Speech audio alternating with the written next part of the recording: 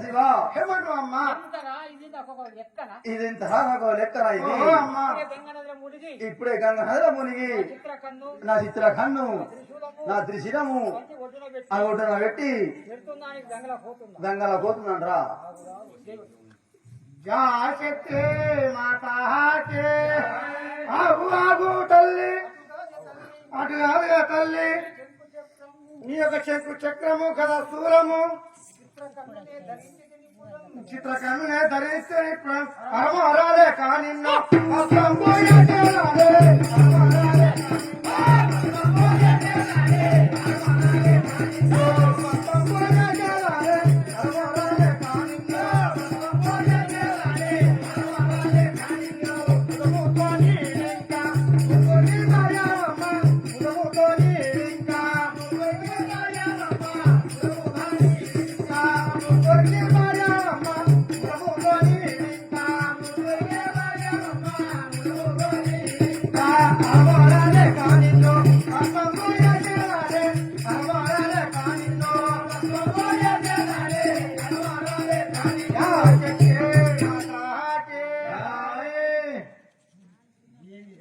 ఏమిరా నేనేమో అనుకున్నాను గాని అది చేస్తావనుకోని నా చిత్రకన్ను మా కుశల పోతా నా త్రిశూలము ఒడ్డున పెట్టి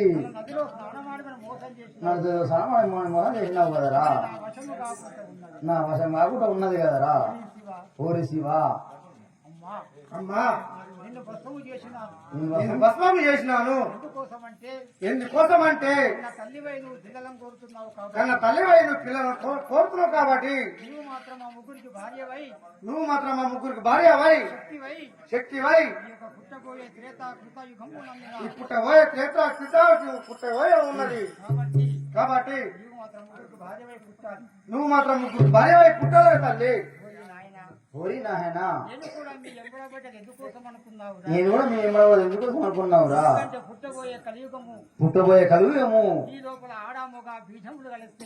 ఆడాముగా బీజములు కలిస్తేనే సంతాన ఫలం వచ్చిన కాబట్టి ఇందుకోసం పడ్డాను గాని నేను ప్రేమించమని మీతో నాయన కాబట్టి బ్రహ్మ విష్ణులు భస్మైపోయినారు కదా లేపి మంత్రం చెప్తాను నా మాట ఏంటంటే చెప్తారు నాయన. సరే అమ్మా సరే అమ్మా ఎటువంటి మంత్రం మనకి నిర్ణయించుగా తల్లి.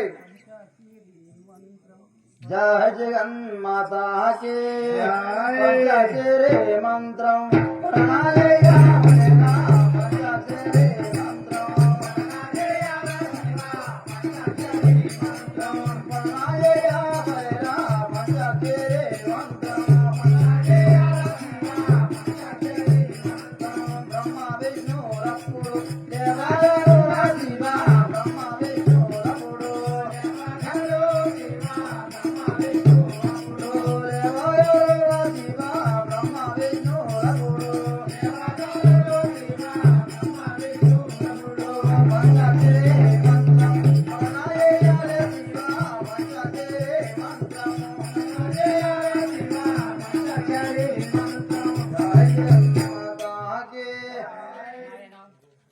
శివ ఏమంటావమ్మా?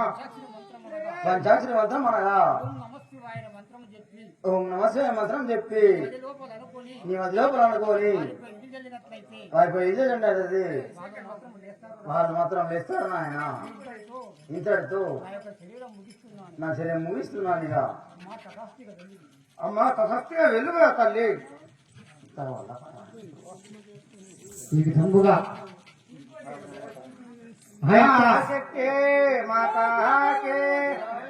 ఆ యొక్క భోళా శంకరుడు మాత్రము తన మనసు లోపల ఉన్నటువంటి ఈ రతి సుఖ భోగంలో నీతులు చేస్తాను, నది లోపల స్నానమాడి నీ వచ్చినట్లయితే నేను మాత్రం నిన్ను ప్రేమిస్తానని చెప్పేసి తాను మాత్రం చిత్రకన్ను ఆ మాయ గుచ్చులమంతా ఆ త్రిశూలను మాత్రం నది ఒడ్డున పెట్టుమన్నాడు.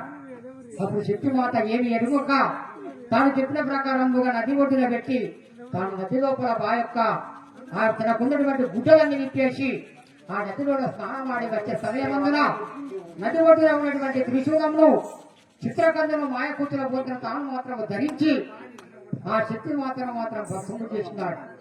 ఊరి నాయన జంతటి సామర్థ్యం గల శక్తివంతుడవురా నీవు. నేను మాత్రం నీ మనసులో ఉన్న మాటను ఎరుగక నిన్ను మాత్రం ఈ విధముగా పైకిరాను కదరా చెప్పేసి నా యొక్క శరీరమును మాత్రం చాలిస్తున్నాను అమ్మా. కాబట్టి నీవు పుట్టబోయే కృతయుగమ్మునందున శ్వేతయుగమందున ద్రాపర యుగము అందున ఈ 3 యుగములనందున మాత్రము ఈ ముగ్గురికి భార్యవై నీవు మాత్రం జన్మ వేస్తావు తల్లి తటాస్తు అని చెప్పేసి ఆ యొక్క భోళాశంకరుడు ఆ యొక్క శక్తి మాతకు మాత్రము అనుమతించినాడు. ఈ యొక్క చరిత్ర లోపల ఉన్నటువంటి మొదటి భాగము ఇంతటితో సమాప్తం. రేపు మాత్రము బ్రహ్మ విష్ణు మహేశ్వరులకు పార్వతి సరస్వతి బ్రహ్మదేవుడు ఆ యొక్క సరస్వతికి శంకరునికి ఆ యొక్క పార్వతీదేవికి మరి లక్ష్మీదేవికి విష్ణుమూర్తికి ఈ విధంగా మాత్రం కళ్యాణం ఉంటుంది. కాబట్టి ప్రతి ఒక్క వారు కూడా బోడి బియ్యము కట్ట కానుకలు మాత్రం తీసుకొని అయాను సమర్పించే వారు కూడా, ఎందుకంటే త్రిమూర్తుల పెళ్లి కాబట్టి ప్రతి ఒక్క వారు కూడా ఆలోచించుకొని ఈ యొక్క నాటకములకు ప్రతి ఒక్క వారు సహాయం చేయాలని చెప్పేసి కోరుతున్నాము. మరి అదే విధముగా చంద రాసినటువంటి వాళ్ళు ఆ యొక్క ప్రతి ఒక్క వారు కూడా తీసుకొని రావాలని చెప్పి కోరుచున్నాము. మరి అదే విధముగా గంగాదేవి గూడవారు అయ్యారం తీసుకొని రావాలని చెప్పేసి కోరుచున్నాము.